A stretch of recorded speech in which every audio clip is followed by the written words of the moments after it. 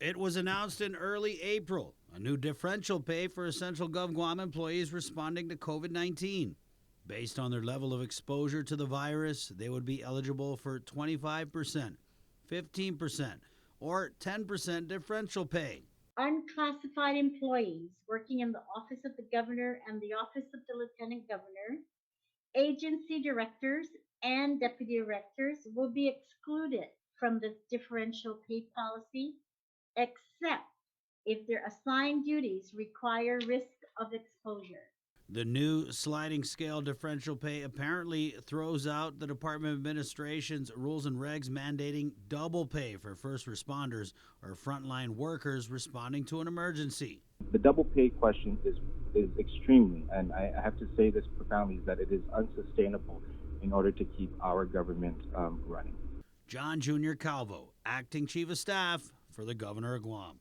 The governor's acting chief of staff made it clear that double pay will not be paid, which means frontliners who should have been receiving the double pay when the governor declared an emergency won't be.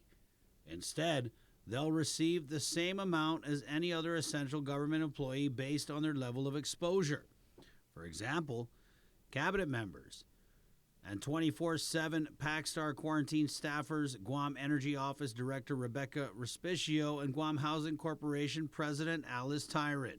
What do you think, though? Do you think that Alice and Becky should be getting the same COVID differential pay that a nurse or a doctor or a fireman or a policeman or a guardsman person?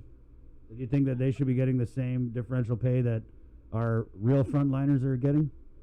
You know, I can't say that they're doing the same work, but I can say that they put themselves in the same risk, to a similar risk exposure, in being able to assist, the individuals in the quarantine facilities, and so that again is a risk exposure that is there, that can't be denied. But apparently, what can be denied is double pay. Implementation of a program like the double pay. Keeping in full mind that we recognize that we have to compensate these employees, and that's why there's a differential pay.